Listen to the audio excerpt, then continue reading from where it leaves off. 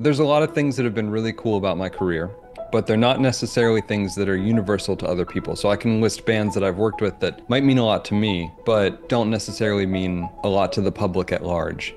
But a Grammy is pretty universal. Like, I think most people know what a Grammy is. And it just sort of is like, cool, you have been acknowledged by a large group of people that you are pretty good at this thing. Welcome to the Power of PennWest. I'm your host, Dr. John Anderson, president of PennWest University. Whether you're a current student, a proud alum, or just curious about the PennWest community, welcome.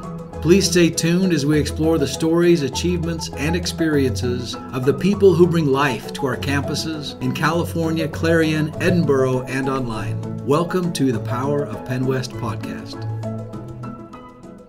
Well, as we kick off the Power of PennWest podcast today, we are going to begin with some lights, camera, and action. Thank you all for joining us for another episode today. We dive into the vibrant world of music and theater here at PennWest. We'll explore the creative journeys of our talented students, faculty, and alumni who bring the campuses to life with their performances and productions. From captivating musicals and thought-provoking plays to innovative music technology, we celebrate the arts in all its forms. Our three guests today will show how they discovered their artistic path and harnessed the power of artistic expression. Matt Poirier, a 2014 PennWest Commercial Music Technology graduate, earned a Grammy for his engineering on Rectangles and Circumstance by Caroline Shaw, and so Percussion. His journey, marked by dedication and persistence, led him from minor street recordings to freelance work across multiple studios, including classical recordings at Princeton. Matt, welcome, and we can't wait to hear your journey. Oh, thank you. Next, we have Dr. J.P. Stansel, an associate professor at PennWest, where he directs departmental productions and teaches theater history, dramatic literature, acting, and communication. J.P. has trained with several renowned theater companies and artists, including Palobolus, Inlet Dance Theater, and the North America Cultural Laboratory. J.P., Dr. Stansel, it's wonderful to have you here. And finally, we have MJ Jordan, a sophomore animation major from our Edinburgh campus. MJ has been involved in theater since age 7, performing in 26 shows, including Radium Girls, Peter and the Starcatcher, and Mamma Mia. MJ has also directed, designed costumes, and led workshops. So the three of you, thank you so much for taking time to be here with us on the Power of PennWest podcast. Looking forward to sharing your stories with our audiences. Let's begin with you, Matt. Tell us a little bit about your journey. Where are you from? How you ended up at PennWest, one of its campuses, and then how you picked commercial music technology. Yeah, I'm from Elizabeth Township, basically just 30 minutes south of Pittsburgh, not that far from California, PA. I went to Elizabeth Forward High School, which is, again, really close. There's a pretty strong pipeline, I think, of people who graduate from Elizabeth Forward and end up at, well, what was Cal U at the time, but I guess it's now PennWest, California. As a kid, was like, music was my main interest, technology was my secondary interest, and trying to figure out how I was going to turn that into a career was pretty confusing to me, I think, like, senior year of high school, until a friend of mine just very simply said, I'm going to go to school for music technology. And I was like, wait, how did you just put those two words together? What does that even mean?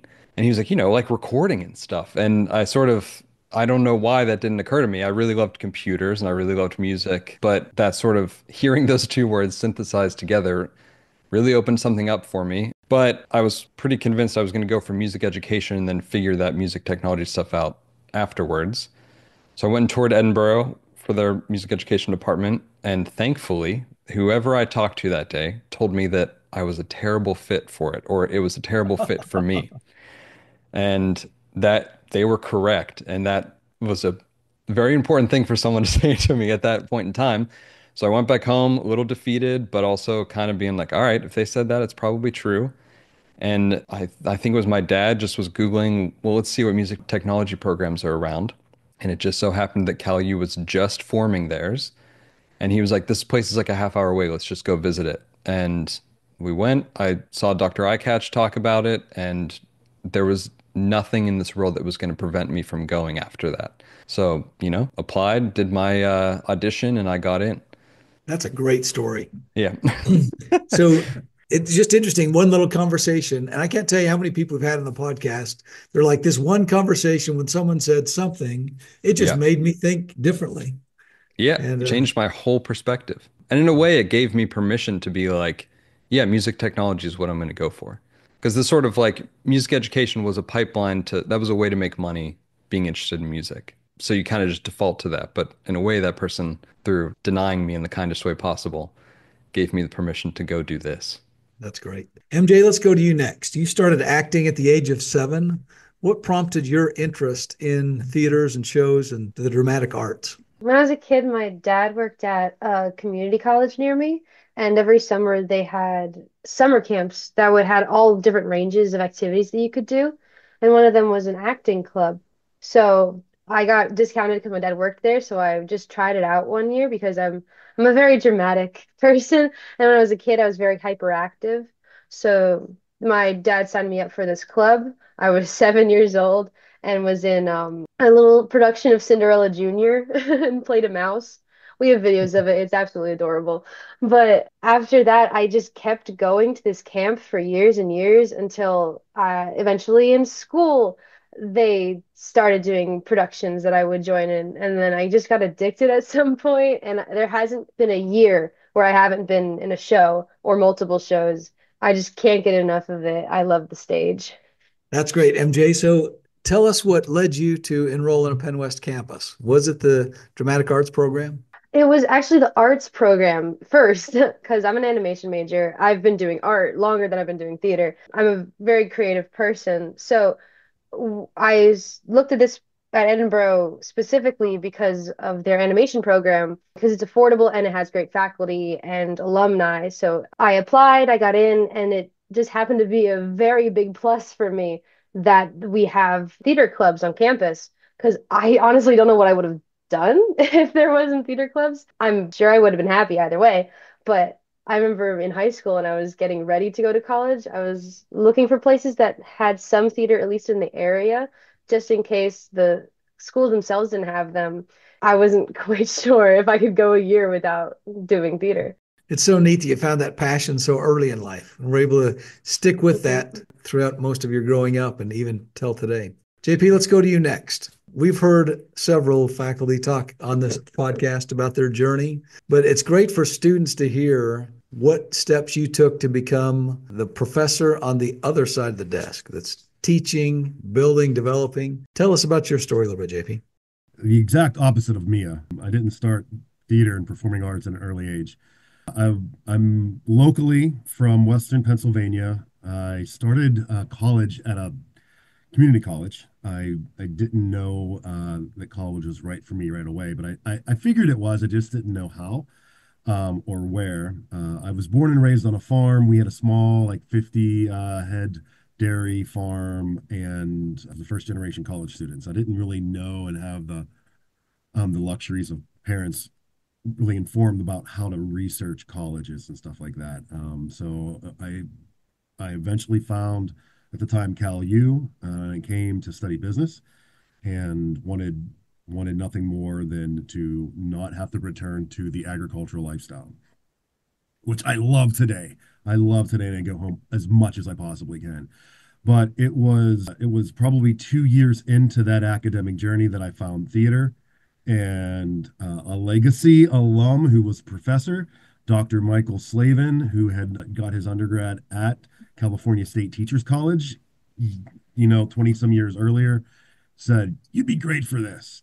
Do this production." And I took an intro to theater class, did this production, and that was it. Ever since then, I've been performing, I've been and studying, developing, and that journey is just taking me down the rabbit hole. So, into higher education with my master's and doctorate in theater and film and performance studies, training, traveling, working with as many artists and companies as I possibly can, developing myself, and just figuring out what it was that I didn't get in my undergraduate degree. Because I mean, you can only do and learn so much in 4 years, and I knew there was so much more to performance, and I didn't just want to know one particular style. So I just kept scratching and figuring out those things that aren't as easy to access. And eventually, I think because I kept coming back and giving workshops and always making myself relevant to the faculty that once taught me and telling them all the things that I'm doing that didn't fit to the curriculum.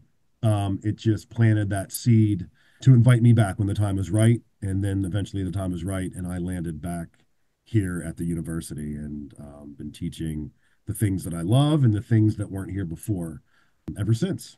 So, yeah. That's great, JP. Tell us, you've clearly been in a lot of productions over years and a lot of different venues. What was your favorite or one of your favorite performance moments when you thought, this is it. I can do this forever. What was that moment for you? Man, that's a great question. And I always go back to this one photo of me and my family and family members. There's several of them, right? Because like everybody was in one and then down to just the parents. But it was one of those first Nutcracker ballet performances that we did here in front of like literally hundreds and hundreds and hundreds of college or high school and grade school age kids for one of the assemblies, and seeing that vast array of young kids and the energy in the audience. They're so excited to not be in school and to be there out of school, but experiencing the arts and getting a chance to go out and like meet all the students, and then just then the family members that were there for that production. So it was that one of those initial holiday ballet performances that just sparked the love. Looking at the lights and going, man, this is work. Boy, it doesn't feel like it. I think that was that was the moment, that was the trigger for sure. What a great story. We just had R.L. Stein on the Clarion campus. So I got to introduce him in front of something like 900 fifth graders. Those days you never forget when you get to leave school and go watch something. Oh, that's wonderful. That's wonderful. Yeah, that you had an audience like that for him. That's terrific. It was great. We'll be right back after this message. At Penn West University, we're making college make sense again for people who maybe thought college wasn't the answer. We're making college practical with programs tied to in-demand jobs that prepare you for success right away. We're making college accessible by breaking down barriers and offering more choices. We're making college approachable with faculty who understand where you're coming from and help you get where you're going. At Penn West, we're making college valuable again for people just like you. Learn more at pennwest.edu. Matt, tell us a little about your journey after. So you finished here at Penn West Cal or Cal U in 2014, Mm-hmm. and commercial music technology is a really interesting field. Tell us a little bit about that and how you found your niche in that area. Yeah, I mean, it's definitely it's not an easy field to have a stable career in necessarily, and that's sort of where the passion thing comes in. It's sort of this is definitely true for myself, and I think I'm hearing it from everyone else on here right now too. It's like we have to be doing this thing that we care about. So no matter what, I was gonna work in this, and nothing was gonna stop me. So about 2 months after I graduated, I spent 2 months in a little bit of like I'm taking a break after school for my entire life, and also, I need to figure out what the rest of my life's going to be. And I realized that I should just go big or go home. And so the studio that I was sort of following through my whole college career, and I loved everything they were doing, this place called Minor Street Recordings in Philadelphia. I came out to a workshop of theirs and asked for an internship. And they gave me one thinking that I wouldn't move out here and actually take them up on it. But I found a place to live and basically showed up on their doorstep being like, I'm ready to go. Is this internship still happening? And they, being very surprised that I actually did it and moved out there, were like, yeah, all right. I mean, if you're here, you can do it. Fast forward a few years and I was the head engineer at the studio and I worked there for a little under 10 years and I still do some work out of there. But it was essentially 10 years of working day in and day out of just doing this thing of recording bands, and I even did some podcasts, and you kind of got to do anything that was audio related I was interested in, and I was trying to find work doing it. So yeah, and then you just say yes to enough things and build up enough of a client base, and as long as you're really kind to people, they'll keep coming back. And yeah, now I just have kind of a stable career doing exactly that. That's great. Tell us what recording in a studio like that is like. So Yeah. you're a sound engineer, you're the engineer behind everything, but talk us through some of the bands that flowed through. What was the day in an office like? Yeah, I mean, it's the most fun thing on the planet. It's usually, I mean, back then I worked really wild hours. Now it's 10 to 6. Back then it was like 11 till 9 was what we were guaranteed to work, and maybe it would go later, maybe it would start earlier. But yeah, you kind of roll in. Sometimes you've never met the people before, sometimes you have, and you're about to embark on taking this thing that has existed purely in the abstract, in their mind, this thing they care about deeply, and you're going to try and turn it into a physical thing, a thing that exists and can be shared with other people. And that's a really wild process, and you make great friends really fast. And in some cases, you make enemies really quickly, depending on how easy people are to collaborate with. But generally, no one gets into music to be really mean to each other. So people are generally really kind, and it's really fun to just sort of, people start saying some really abstract things to, they might want it to sound like the ocean, or this should feel like a dream, and sort of trying to apply that to technical things like which microphone does that mean? Or which guitar do you mean by that? It never gets old. It's so much fun. You basically just do that. And the one thing that I think like the VH1 documentaries gets wrong about modern day recording is that you don't have $1 million to do this. And so I'm the person in the room who is not only helping translate these abstract ideas into reality, I also have my eye on the clock and the budget, and am making sure that at the end of the day we have a song or like we have completed something. Yeah, you're just sort of like the steward for helping people complete this thing. It's the That's most excellent. fun. Yeah, it's the And most fun. and can I add to that? Please. Mhm. Oh my gosh, Matt, what you just said. So listen, I don't know if you had the opportunities to do what I'm doing right now when you were here, but I'm working with all the CMT students Mhm. whenever I can, and they're creating music for my shows, for scene changes and all kind of stuff. And they ask me questions and I say the most outlandish things, right? I'm like, yeah, this is a fairy. He needs to be mischievous and he's gonna float all over the place. And and you guys are like, okay, speed, tempo, sounds, Yeah. percussion, no percussion, strings, and I'm like, oh, I need to better know your vocabulary, Yeah. and then like there's a whole other list of things and the conversations I just I'm like, help me make sense to you. So I know what you feel, man, because I see it here all the time, Yeah. and and they create great work, and you're a fine example of the pedigree that we keep creating. So keep it Yeah. up, man. Yeah, I mean it's the best. What you just said, I was like, cool, I'm ready to figure that out. Let's figure out a fairy. Yeah.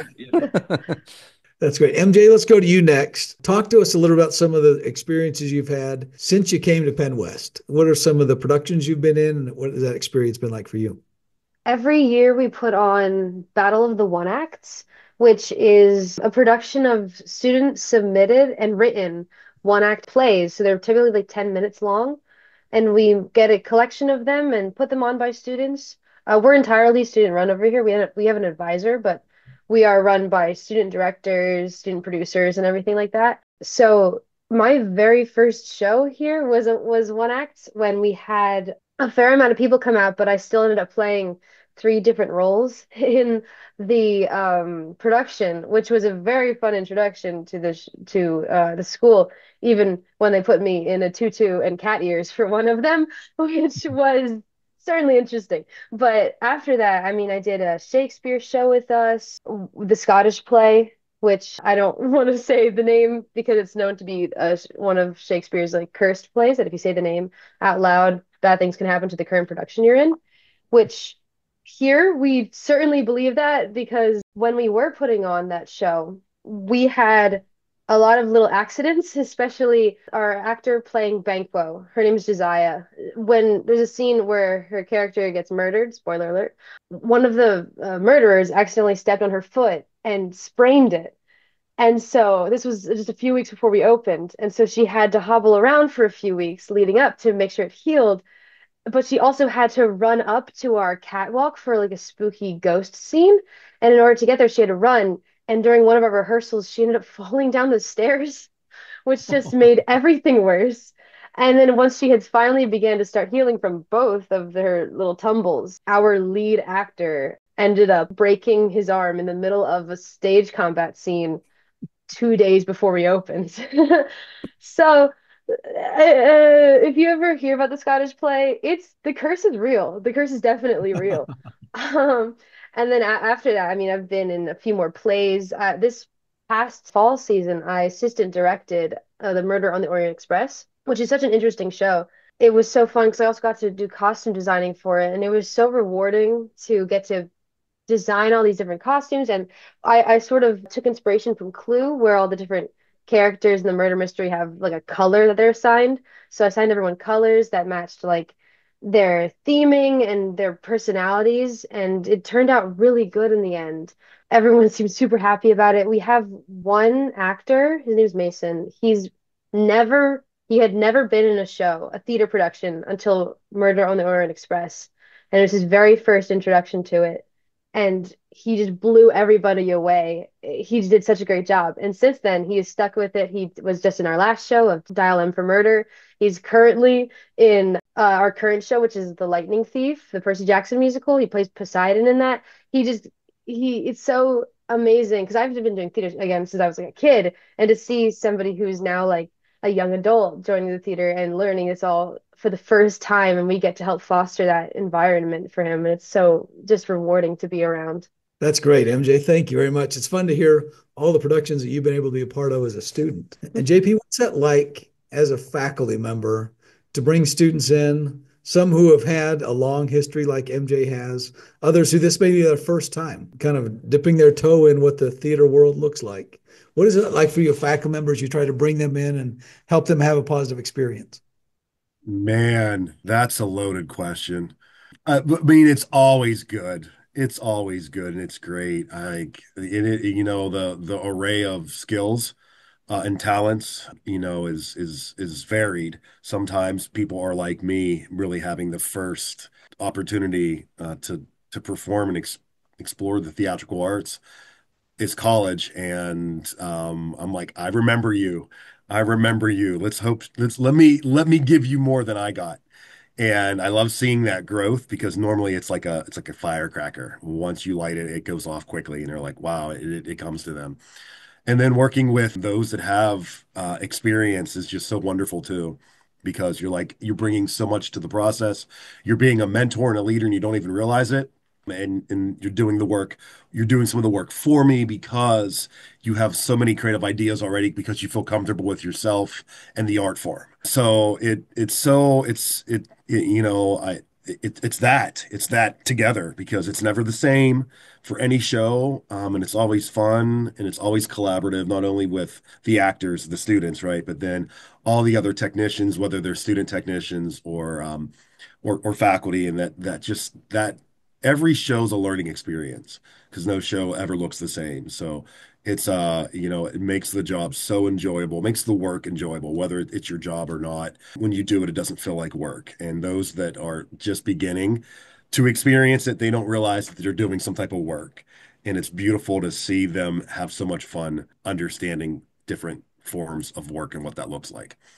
That's great. Thanks, JP. Yeah. Matt, we would be completely remiss if we did not ask you the big question. What is it like to win a Grammy? It's Talk us through that. it's pretty wild.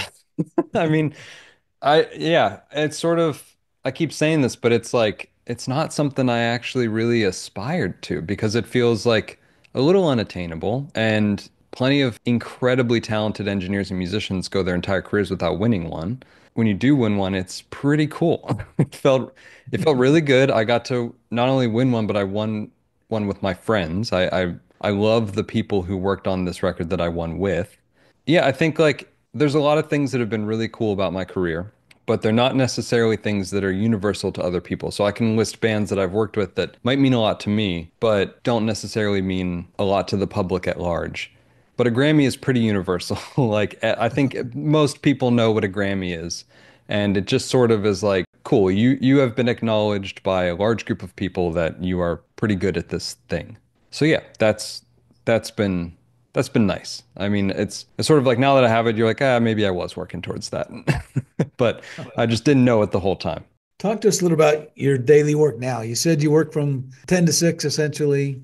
Are you in the studio? Are you mixing outside of the studio? Give us a broad idea. How many different clients do you work with? That kind of thing. Oh yeah, wow. Loads of different clients. Although right now, my big project that I was even working on right up until like 10 minutes before this. So Percussion, who I won the Grammy with, they're putting out a huge box set for their 25th anniversary. It's like 30 some pieces, a couple hundred minutes worth of music, and we're like days away from finishing it. So it's a lot of things are happening right now, but yeah, I generally work 10 to 6. I work out of a couple different studios, and that's usually for recording. I'll go to a space, and then for mixing, which is the sort of like putting it all together aspect, I largely do here in my home studio. And then I do a lot of work at Princeton University, like recording some of their classical stuff. And some of the time, we're going to a random warehouse because it looks cool for video, and I have to build a studio on location, which is extremely stressful and not my favorite part of the job, but can yield some very cool results.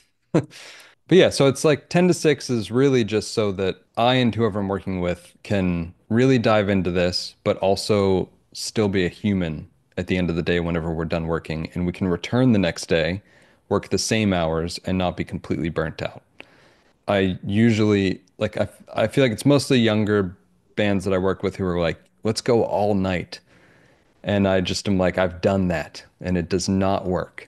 There's there's nothing beneficial that comes from pushing 6 more hours. Whereas we could actually just go have dinner and return the next day rested and be way more productive. So that's why I'm pretty strict about the 10 to 6 at this point.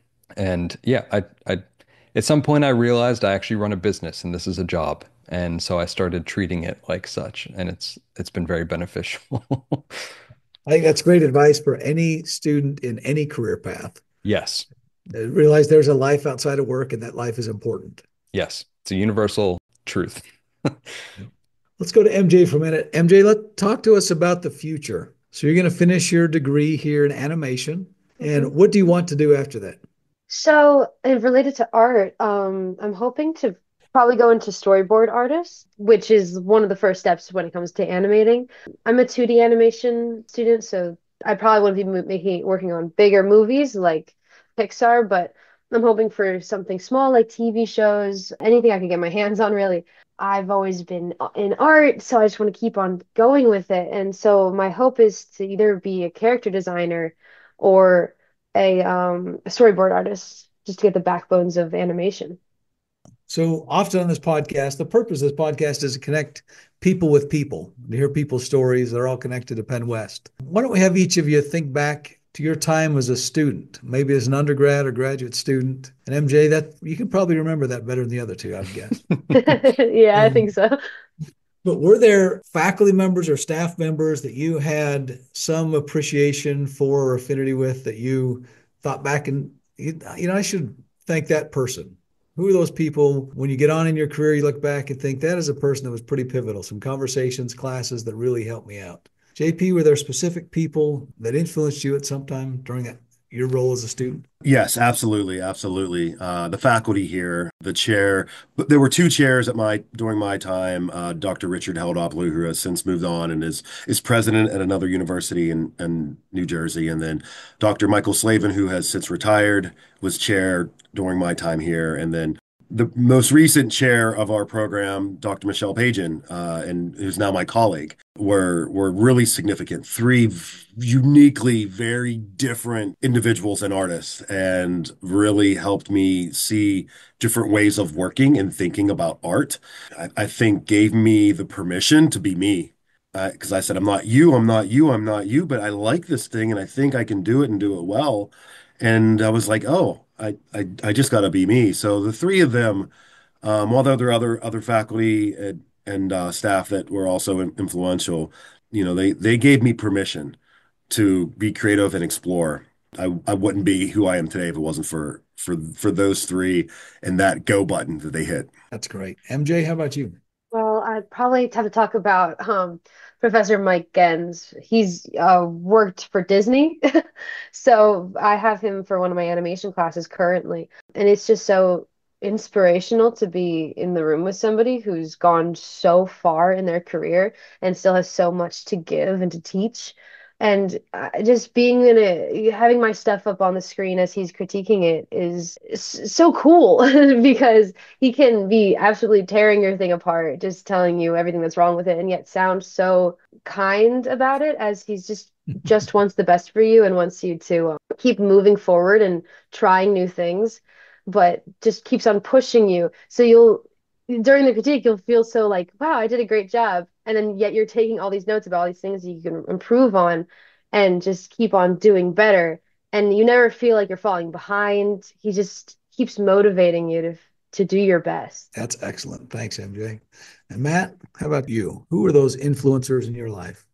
It's a long list, basically just everyone in the CMT department. I sort of was lucky in that when I joined, I was the first official cohort of students to go through the commercial music technology program. So it just kind of really felt like we were all like working on this thing together. I mean, Dr. Icatch, Mr. Ganano, Professor Davis, and even my incredibly patient guitar instructor, Ken Karsh. I just feel like everyone as a team sort of was like, I don't know, they really had my and all of our backs. And Dr. Akatch in particular really just, I sort of, I wanted every possible opportunity I could possibly get. And he made sure to help get me those opportunities, but also then be like, you have to figure this out now. Like, there's no real like safety net here. You have to figure this out. So he had me recording orchestras that he was a part of and doing live sound for theater productions, kind of a little bit before I really knew how to do those things. But he trusted in me and sort of was like, you got this, but there's no safety net, so go figure it out. And I think that's probably the thing that when I think back on my time in school, that was probably the most important thing. So yeah, the whole faculty, but also Dr. Icatch in particular. That's great. Yeah. Well, this has been so fun, but let's wrap up with this question. In the fall semester, we will bring in 16 or 1700 students into PennWest who are about to have their first experience as a college student. They may have some dual enrollment credits, but this is their first chance to be on a campus. What advice would you give the freshmen if you were talking to one of them when they show up on campus? What is your best advice for them to get started and succeed? MJ, let's start with you. You're a year away from there. You're a sophomore now. You're 2 years away from that, I guess. Talk to us about that advice you'd give the freshmen. Maybe I'm biased as a club leader, but I'd say that you've got to sign up for clubs. That's where all my social life comes from and how I've made all these amazing friends and made so many connections. If I didn't join, I'm in a few things right now, but if I didn't join them, I would still have made friends in classes because we have such a great social environment in my art classes, but you don't quite get to mingle and find your people if you don't find your club to really join with. That's excellent advice. JP, let's go to you next. I would agree with Mia and say join clubs, but I would preface that with time management. Time management, know yourself and know your limitations, and join and participate in as many things as you can within reason. And then continue to add and delete from that list of things that you've tried, and maximize your opportunity every semester after that. And Matt, let's wrap with you. Yeah, this really just came back to me. I haven't thought about this in a very long time, but my one sort of hack for myself, I would always try and find the very most upfront seat in any class that I was in because I knew it would make me pay attention. Because they're definitely going to pick on you to answer questions because they're looking right at you, and it made me pay attention. And once I kind of figured that out, that's what I did every single class, every single year, was always try and find the very upfront seat, along with what everyone else is saying, which is actually more helpful. But that was my thing for myself as a person whose mind wanders a lot. Find the hot seat and try and sit in it. That is a great advice for everyone. Yeah. Yeah. Right. There's nothing like setting the tone as soon as you walk in the class. Yeah. Right. JP and Matt and MJ, this has been so enjoyable. Thank you so much for taking time to join us today on the Power of PennWest podcast and to share your stories. And to look forward to seeing what is ahead for all of you. Thank you very much. Thank you. Thank you.